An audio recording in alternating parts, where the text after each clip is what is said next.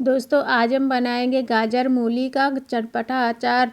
तो इसको बनाने के लिए हमने सबसे पहले गाजर मूली को अच्छे से धुल लिया है, थोड़ी सी मिर्ची भी लिया है हमने, और इनके जो ऊपर का छिलका होता है हल्का हल्का छील लिया है। और उसके बाद हम इनकी कटिंग करेंगे। तो कटिंग करने के लिए इस तरह से मैंने यहाँ पर 2-2 इंच के टुकड़े काटे हैं। अब इसके बाद हम इनको बीच से इस तरह से काट देंगे और इनको ज़्यादा मोटा नहीं काटना है। और इस तरह से जो गाजर का ये पीला वाला पार्ट होता है इसको हमको हटा देना है अगर ज़्यादा मोटा हो तो, क्योंकि ये गलता भी नहीं है और इसका टेस्ट भी अच्छा नहीं आता है। तो इस तरह से जहाँ ज़्यादा मोटा हो उसको इस तरह से हटा देना है और इस तरह से 2-2 इंच के टुकड़े काट कर तैयार करने हैं। तो सारी गाजर को हम इसी तरह से काट कर तैयार कर लेंगे और जो जहाँ पर ज़्यादा पीला पार्ट होगा उसको हम हटा देंगे, जिससे कि हमारे अचार का टेस्ट ख़राब ना हो। तो इस तरह से देखिए मैंने कुछ काट कर तैयार कर लिया है। अब हम ऐसे ही सारी काट कर तैयार कर लेंगे और उसके बाद एक जाली वाली इस तरह से थाली लेंगे और इसी को ऊपर इस तरह से रख देंगे। अब हमने लिया है मूली, तो मूली को भी हमने इसी तरह से 2-2 इंच के टुकड़े काटे हैं और इनको बीच से भी इसी तरह से काटना है। तो इसी तरह से ज़्यादा मोटे पीस नहीं काटने हैं और इस तरह से पतले पीस काटेंगे तो अच्छे से जल्दी से गल जाते हैं। तो चलिए मैंने इनको भी इसी तरह से काट कर तैयार कर लिया है। इनको भी हम इसी में इस तरह से फैला लेंगे। अब हम इसी में मिर्ची काट कर डालेंगे। तो मिर्ची को याद रहे कि धुलने के बाद इनके हम डंठा लटाएंगे। अगर आप पहले ही डंठा लटा देंगे तो अगर आप धुलेंगे तो इनमें पानी चला जाएगा। तो इस तरह से एक बात का ख्याल रखें, नहीं तो आपका अचार ख़राब हो जाएगा। तो धुलने के बाद इस तरह से ही इनको डंठा लटाने हैं और उसके बाद इस तरह से बीच से कट लगाकर हम इनको रखेंगे। तो आप चाकू से भी इस तरह से कर सकते हैं या फिर कैंची की मदद से भी इनको बीच से काट सकते हैं। तो इसी तरह से हमने सारी मिर्ची को इस तरह से तैयार कर लिया है।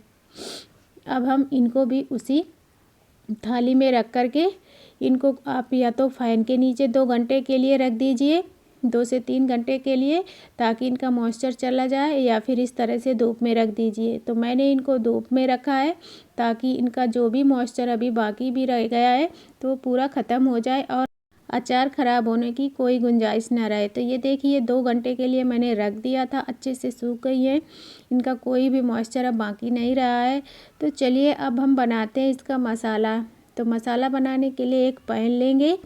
अभी मैंने गैस को ऑन नहीं किया है, पहले मसाले डाल देंगे। तो यहाँ पर 2 चम्मच हमने सौंफ लिया है, 1 चम्मच यहाँ पर हमने जीरा लिया है, 1 चम्मच अजवाइन लिया है और 1/4 चम्मच हमने यहाँ पर मेथी दाना लिया है, 10 से 15 यहाँ पर हमने काली मिर्च लिए हैं। इससे ना अचार का टेस्ट बहुत अच्छा आता है। इनको हम गैस ऑन करके इसको हल्का सा मतलब गरम करना है, इनको इनका कलर चेंज नहीं करना है।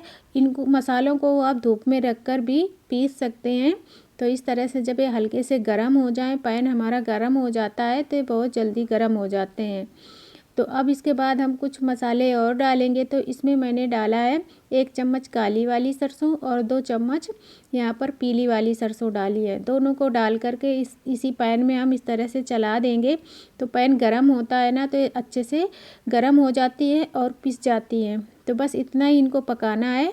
उसके बाद एकदम से सूखा जार लेंगे और ये थोड़े से ठंडे कर लेंगे और ठंडा करने के बाद हम मिक्सी जार में डालकर इनको हल्का दरदरा पीसना है। तो इनको रोक रोक के मिक्सी जार चलाएंगे तो हल्का दरदरा पीस जाएगा। अब हमने जो ये गाजर मूली काट कर रखी थी इनको एक किसी पैन में रखेंगे और इसमें डालेंगे नमक। नमक आप अपने स्वाद के अनुसार या फिर थोड़ा ज़्यादा ही डालें। तो मैंने यहाँ पर 2 चम्मच भर के डाला है, 3-4 चम्मच भी यूज कर सकते हैं। तो उसके बाद मैंने 1 चम्मच आमचूर पाउडर डाला है, 1 चम्मच काश्मीरी लाल मिर्च पाउडर।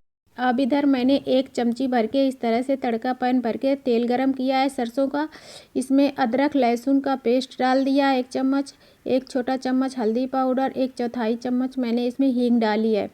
याद रहे ये तेल हल्का गुनगुना होना चाहिए, इनका कलर नहीं चेंज करना है, बस इनका कच्चापन निकल जाए, इतना ही। उसके बाद ठंडा हो जाए तभी इसमें इस तरह से मिला देना है। अब इधर मैंने जो मसाले पीस कर रखे थे इनको भी इसी में डाल देंगे और अच्छे से मिक्स कर देंगे।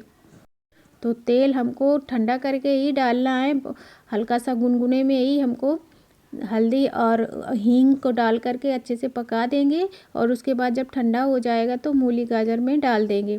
तो ये देखिए इस तरह से हमने सारी चीज़ों को मिक्स कर दिया है। अब ये देखिए हमारा चटपटा अचार बनकर तैयार है।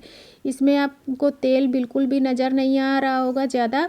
अगर आप तेल ज़्यादा डाल देंगे तो सारा मसाला आपका तेल में बैठ जाएगा नीचे और अचार हमको खाने में टेस्टी कम लगेगा। तो इस तरह से आप कम तेल में बनाकर तैयार कर सकते हैं। और भरने के लिए इसी तरह से किसी कांच के बर्तन का ही इस्तेमाल करें जिससे कि ये ख़राब ना हो, अच्छे से सूखा हुआ होना चाहिए और बिल्कुल सूखे चम्मच का इस्तेमाल करें जब निकालें। और इनको अगर आप चाहो तो 2 से 3 दिनों तक कोई कपड़ा ढक करके धूप दिखा दें जिससे कि ये ख़राब ना हो और ये आराम से 3 से 4 महीने तक आप इसको खा सकते हैं। तो वीडियो अच्छा लगे तो लाइक करना, चैनल पर नए हैं तो सब्सक्राइब करना।